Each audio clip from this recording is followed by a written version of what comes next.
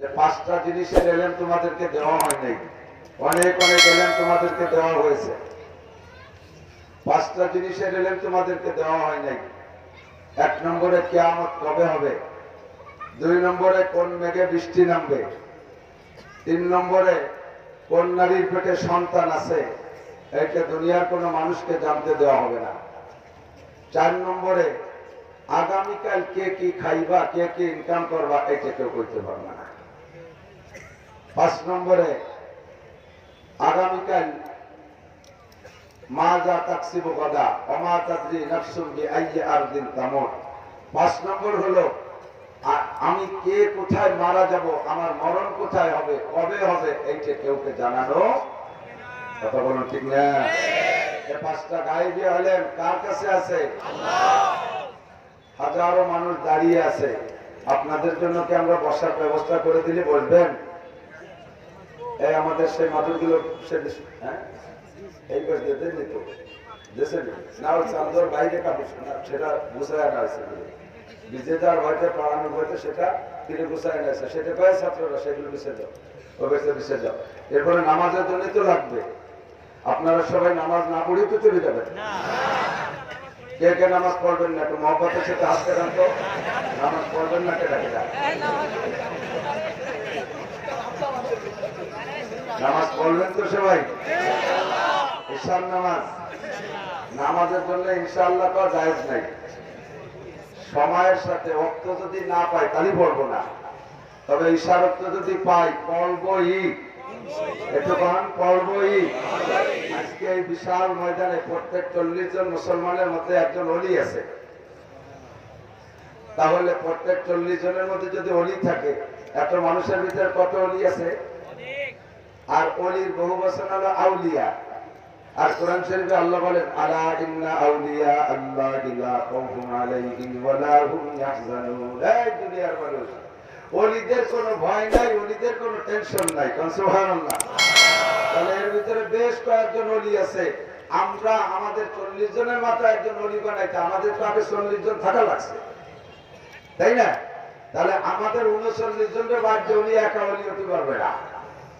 কাজেই আমরা সবাই মিলে ওলিদের সাথে আল্লাহর কাছে কবুল হয়ে যাব। আমাদের এই বিশাল ময়দানের নামাজ সুলতান আহমদ নানুপুরি হুজুর রহমাতুল্লাহ আলাইহির নামের বরকত। আল্লাহু আকবার। আমাদের মাদ্রাসার নাম দেখতেছেন না সুলতানুল উলুম। এই মাঠে এসেছিলেন, আমি তখন ছোট, আমার মনে আছে। এই মাঠটা তখন নদীর পাড়ে ছিল, এখানে জঙ্গল বাগান ছিল, ওইখান দিয়ে হুজুর বয়ান করেছিলেন। আমাদের বয়ান আর ওনাদের বয়ান আকাশ পাতাল। রাতের বেলা এত জমজমাট মা প্যান্ডেল ছিল না, এত লোকও ছিল না, তবে যা লোক ছিল আমার মনে হয় অধিকাংশ মানুষ কাঁদতে কাঁদতে ওই অবস্থায় পড়ে রয়েছে। সকালবেলা আমি দেখেছি অনেক মানুষ গর্তের ভিতরে থেকে, বাগানের মধ্যে থেকে উঠে সব ডলতে ডলতে উঠে মসজিদে যাচ্ছে।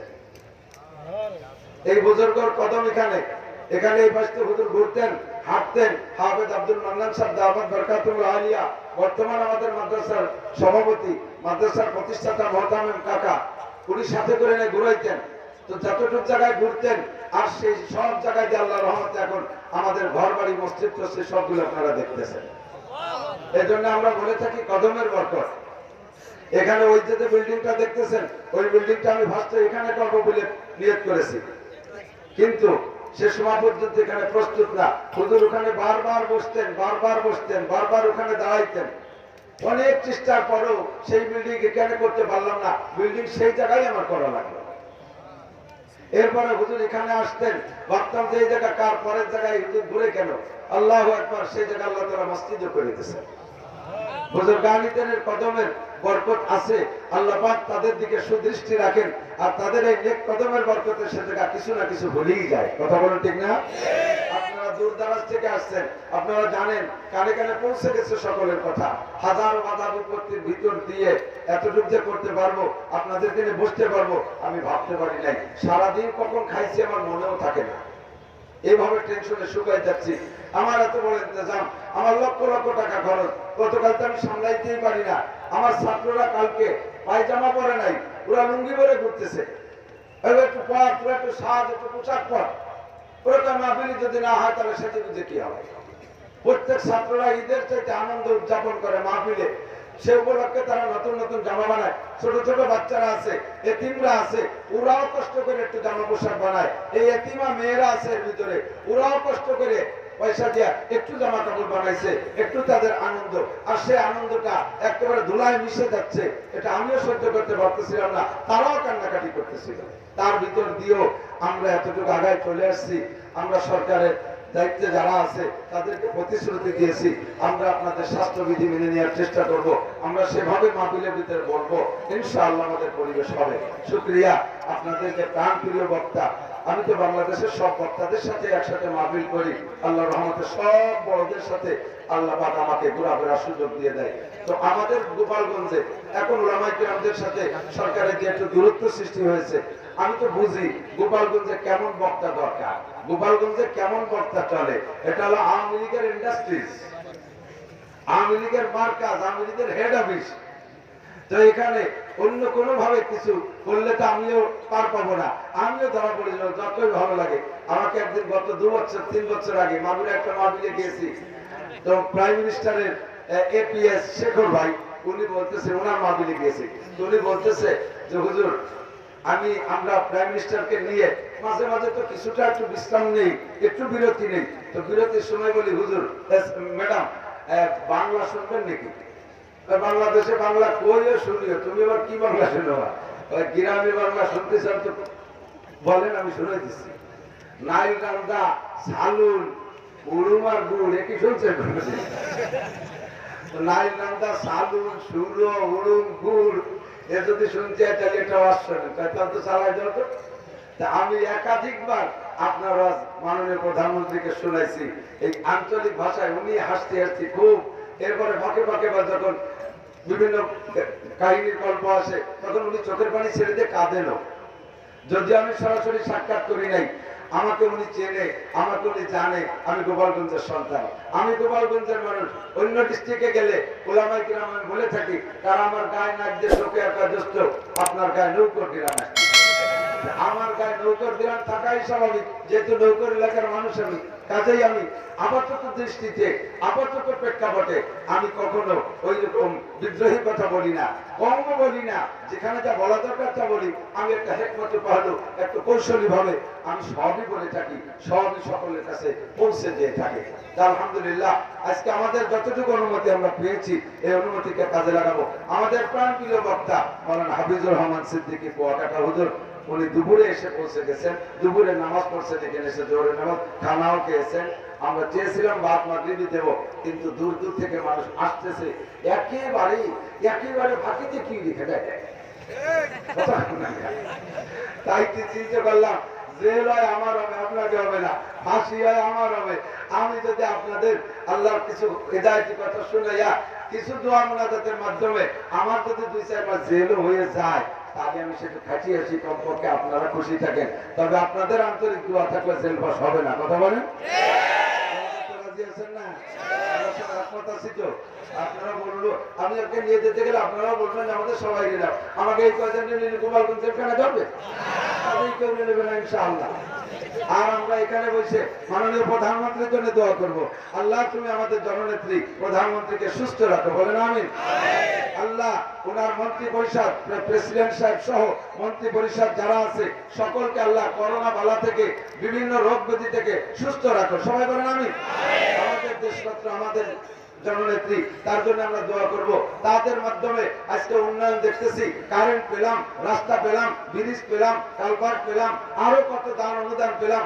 আপনারা শুকর আদায় করেন না করেন, আমরা উলামায়ে কেরাম শুকর আদায় করি। আমরা এত লেখাপড়া করছি, 12 বছর পড়ছি, আজ 34 বছর পড়াই, জীবনটাই মাদ্রাসার জন্য আমরা শেষ করে দিয়েছি লেখাপড়া করতে করতে।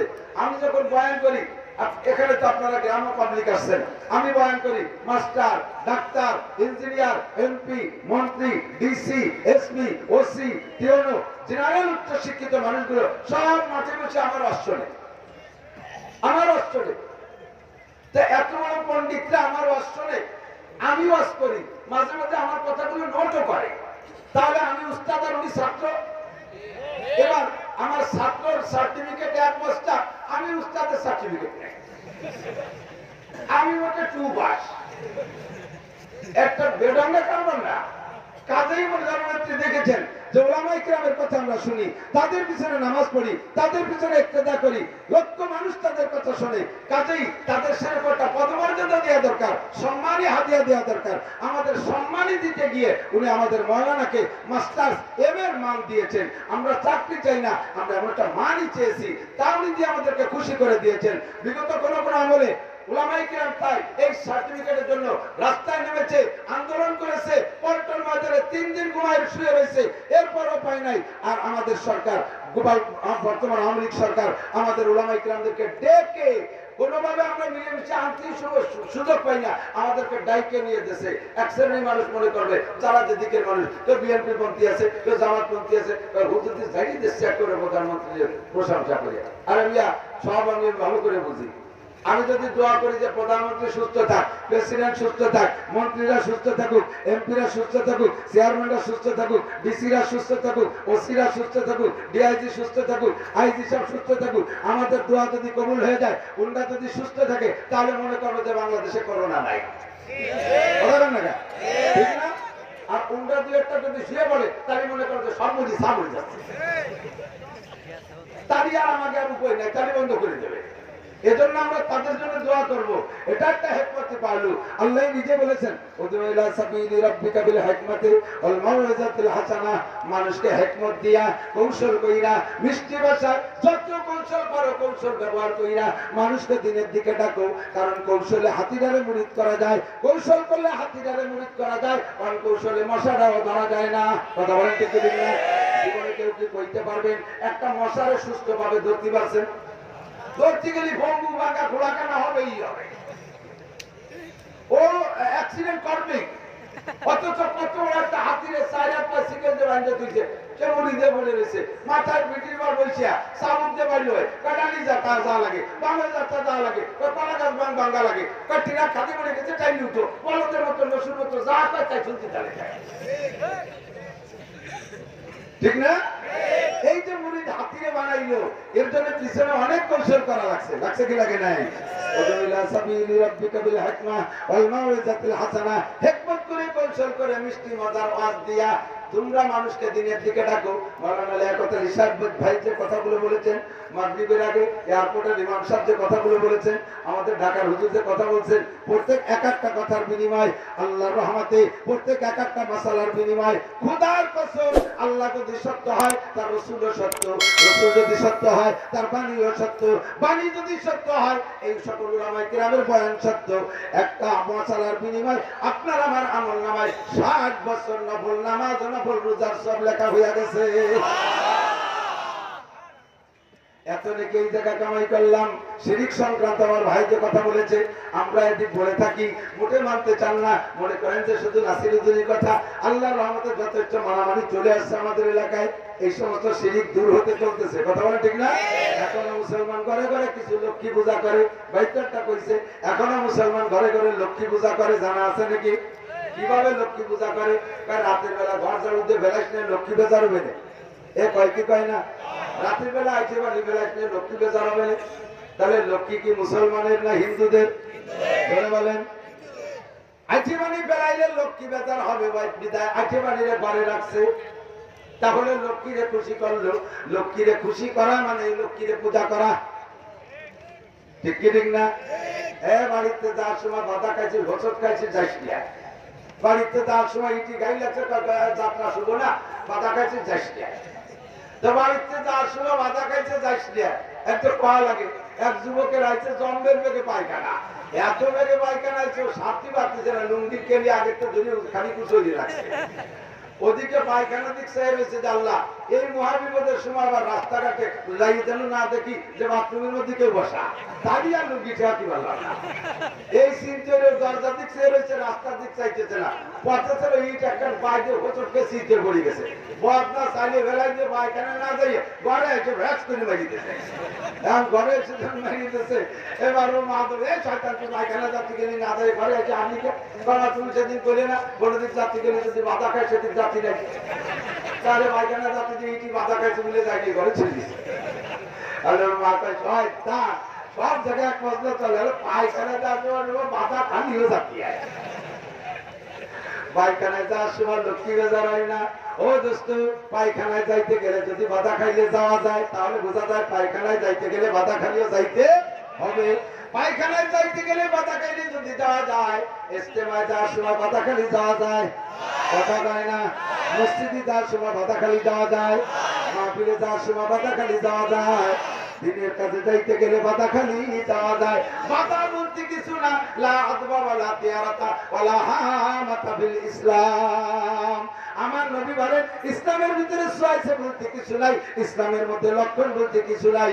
লক্ষণ লক্ষণ মানে মুসলমানরা, মুসলমান লক্ষণে বিশ্বাসী না, মুসলমান সোয়াইছে বিশ্বাসী না। কথা বলেন ঠিক কি ঠিক না?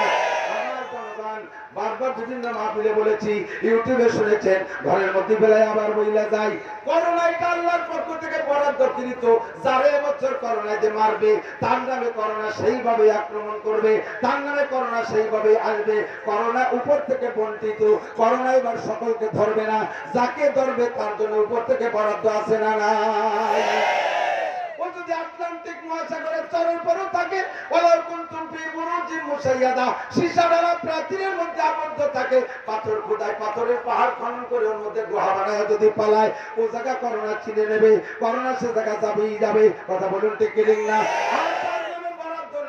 যদি করোনার রোগীর সাথে নাকে নাক মিশে যে ঘুমায় থাকে, আল্লাহর রহমতে তারে করোনায় ধরবে না। এই যে হলো শিরিক মুক্ত ঈমান, শিরিক মুক্ত ঈমান। এই করোনা আমারও হতে পারে, করোনা আপনারও হইতে পারে। যাকে আল্লাহ তাআলা জাহান্নামে বাজেট করছে তার হবেই হবে, ঠিক কি ঠিক না? আমরা সোয়াইছে বলে মানি না, তবে সতর্ক থাকতে হবে, মাস্ক পরতে হবে। রাস্তাঘাটে ধুলোবালির ভিতরে বিভিন্ন পয়জন থাকে, বিভিন্ন প্রকার খারাপি থাকে, এগুলো নাকের মধ্যে ঢুকতে পারে। ধুলোবালি বাংলাদেশের ধুলোবালির দেশ, নাকে ধুলো ঢুকতে পারে, ইত্যাদি ক্ষতি হতে পারে। এজন্য আপনি মাস্ক পরেন, তবে এজন্য নয় যে মাস্ক আর একজনের নাকের থেকে আমার নাকের মধ্যে করোনা ঢুকবে। শুরুতে শুনছি এই করোনা বলে নাক দিয়ে মুখ দিয়ে ঢোয়, এনকার হুটো বালি ঢোয়,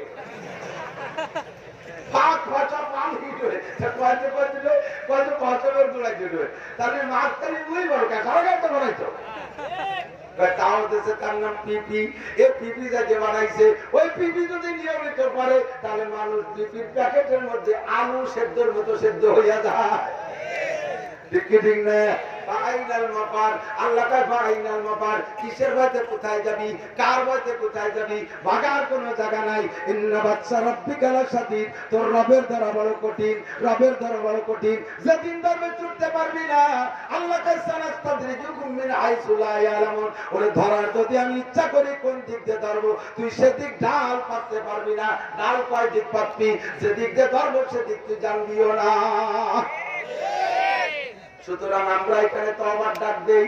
এখানে যারা আছি, এর যত আযাব গজব বালা মুসিবত আছে সব আছে গুনার কারণে। কথা বলেন, হ্যাঁ যুবক বলো কিসের কারণে? গুনার কারণে গজব আসে, ঠিক কি ঠিক না?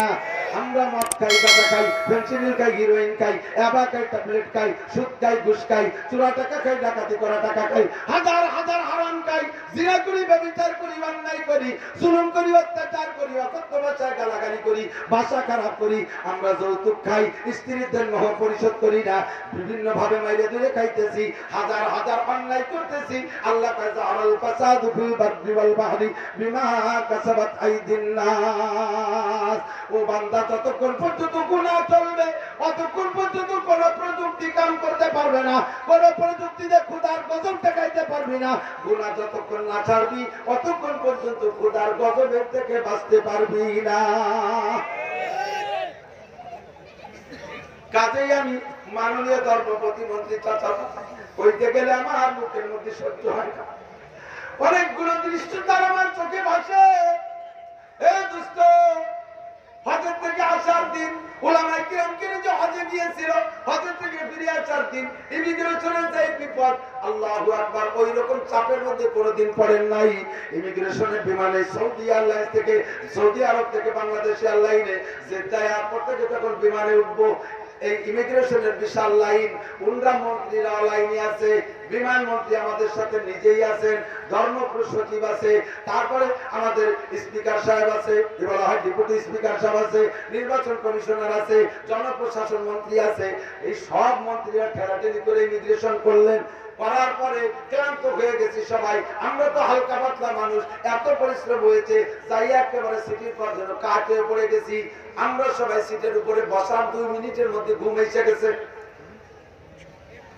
আমার চাচা জনাব মাননীয় ধর্ম প্রতিমন্ত্রী শেখ মোহাম্মদ আব্দুল্লাহ সব যাত্রীদেরকে সুন্দর করে বসাই দিয়া ওই মোটা মানুষটা এমন কষ্ট করে ঢুকছে, উনিও যাই বা 600 যাত্রী ছিল বিমানে, প্রত্যেকের কাছে যে জিজ্ঞেস করে সিট কি পাইছেন, নাস্তা পাইছেন, খাবার দেশে। এরপরে এসে জিজ্ঞেস করছে, 3 বার করছে বিমানের মধ্যে, খানা কি আপনার রুচি সম্মত, নইলে খানা চেঞ্জ করে দেব, নাস্তা কি চাহিদা সম্মত, নইলে আরো বাড়াই দেব। এমন করে খোঁজ খবর নিয়েছে। এইরকম দরদি আমরা আর পাবো না, অথচ চইলা গেছে। আজকে আমার এত বড় ধাক্কা আসতো না। আমার বিশ্বাস যদি আমাদের এই দরদি থাকতেন পাশে, কথা বলুন তো গেলেন না, মানুষ যদি অস্বীকার করেন নেমো খারাপই হবে। জোরে বলেন ঠিক কি ঠিক না? আল্লাহ ওনাকে জান্নাতুল ফেরদাউস নসিব করে, বলেন আমিন। ভুলচুক হতেই পারে রাজনৈতিক অঙ্গনে, আল্লাহ যেন তা ক্ষমা করে দেয়। ওনার মৃত্যুর পরে কয়েক লক্ষ খতমে কোরআন আল্লাহর বান্দা আর রুহে বক্সায় দিয়েছে। দোয়া চাওয়া লাগে নাই, বলা লাগে নাই, সারা দেশের আলেম উলামা ওনার জন্য দোয়া করেছে। আমরা এখনো পর্যন্ত দোয়া করি, আল্লাহ ওনারে মাফ করে দিক, বলেন আমিন। আমার গোপালগঞ্জে যেন এমন সন্তান পয়দা হয়, একটু কম জোরে বলেন। আমাদের দক্ষিণবঙ্গে যেন এমন সন্তান পয়দা হয়, বলেন আমিন। এরকম ধর্ম প্রতিমন্ত্রী আমাদের অত্যন্ত দরকার। আল্লাহু আকবার। আজকে আমাদেরকে আল্লাহ পাক এখানে নিয়ে আসছেন, এখান থেকে কিছু নিয়ে যাব।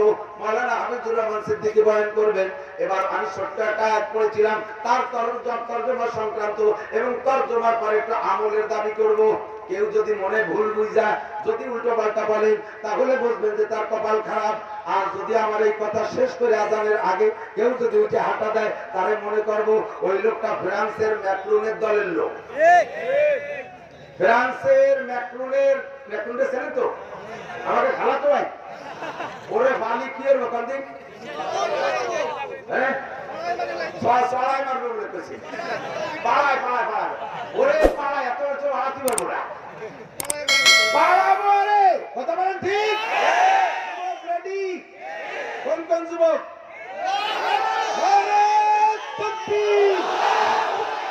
বিশ্ব নবীর শত্রুরা হুঁশিয়ার সাবধান, বিশ্ব নবীর শত্রুরা হুঁশিয়ার সাবধান, নবী তোমার নবী বিশ্ব নবী, বিশ্ব নবী, বিশ্ব নবীর অপমান, বিশ্ব নবীর অপমান, নারে তাকবীর, আল্লাহ কবুল করেন, বলেন আমিন।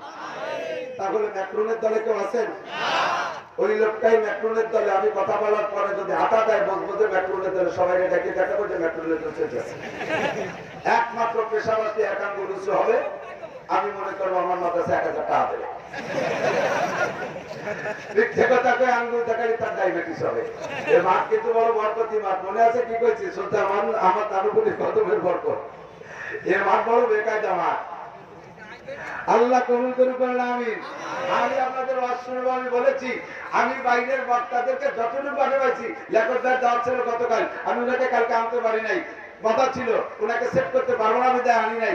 আজকে ভাই আসছে, মহাব্বতের টানে চলে আসছে, ভাইকে দিয়ে আমি সেই ঘাটতিও পুরো রাখছি, কিছু না কিছু হলেও তার একটা জবানের বরকত। একটা দুটো মাসালা বলছে, বড় ভালো মাসালা বলছে না, আমল করে যাবেন ইনশাআল্লাহ। তাহলে এই জরুরি কথা আপনাদের শুনেছি। আমি বাইরের কোনো বক্তাদের কাজ করবো না, তবে একটু করা লাগবেই, একটু করা লাগবেই। এখানে প্রায় 10,000, 15,000, 20,000 মানুষ আছেন। এই 20,000 মানুষ যদি আল্লাহ বলেন তোমরা একে অপরকে সাহায্য করো, সহযোগিতা করো ভালো কাজের ব্যাপারে, এবং ভালো কাজের সাহায্যের ব্যাপারে তুমি প্রতিযোগিতা করো, এটা আল্লাহ পাকের অর্ডার। ওয়ালা তাআওয়ানু আলাল ইসমি ওয়াল উদওয়ান, গুনার কাজে পাল্লা করবা না, গুনার কাজে শরীক হবা না, একে অপরকে সাহায্য করবা না। এটা কার হুকুম? আল্লাহর হুকুম। আমি অনেক লম্বা চওড়া ওয়াজে মর্মে করবো না। আমি কালকেও কথা বলেছি, জোহরেও কথা বলেছি, কান্নাকাটি করেছি। আমাদের চোখের পানি বহুত মানুষ আমার সাথে কালো কাঁদছেন। এই কান্নার বদলতে হয়তো আল্লাহ পাক ভালো একটা ব্যবস্থা আজকে পর্যন্ত আমাদের করে দিয়েছেন। ইনশাআল্লাহ যতটুকু সম্ভব আমরা সে পর্যন্ত পাবো। আমি বেশি বিরক্ত করবো না, আমি মারহাবা করে 10,000 5,000 চাইবো না। তবে যদি কোনো আল্লাহর বান্দা আমার 2 বছর পর্যন্ত বলতেছে এই বিল্ডিং এ হাত দেবো ইনশাআল্লাহ, আপনাদের দোয়া থাকলে সে বান্দা তৈরি আছে ইনশাআল্লাহ। আমরা জানুয়ারি ফেব্রুয়ারির ভিতরে এই 5 তলায় হাত দেবো এবং আর এক আল্লাহর বান্দা আসছে উনি ওখানেটা করে দেবে। এই শুধু করোনার বাধার কারণে আমি 8 মাস পিছিয়ে পড়ে গেছি, নইলে আপনারা এতদিন এই 2 বিল্ডিং এ একতলা দেখতে পারতেন ইনশাআল্লাহ। আমাদের দাওরা খুলবো, ছাত্ররা কিতাব আসা শুরু হয়ে গেছে ছাত্রদের জন্য। সেই মাস্টার্সের ক্লাসের ব্যবস্থা আমরা করে রাখছি। 5 সেট 6 সেট 5 সেট কিতাব অলরেডি চলে আসছে। এক সেট কিতাবের দাম 6000 টাকা। এই এক সেট কিতাবে বুখারী, মুসলিম, তিরমিজি, আবু দাউদ, নাসাই, ইবনে মাজাহ, তাহরির শরীফ, মুয়াত্তা, মালিক, মুয়াত্তা মুহাম্মদ, এই 9টা কিতাব, এই 9টা কিতাবে একটা ক্লাসে পড়ানো হয়। এমন একটা সেট, এই সেটটার দাম 6200 টাকা। আমি নিয়ে আসছি কিতাব, আপনারাও যদি কেউ দিতে চান এই কিতাব এখানে যতকাল পড়া হবে আপনার আমলনামায় অতকাল এই বুখারী, মুসলিম, হাদিসের কিতাব পড়া সব দেখি লেখা হয়েছে।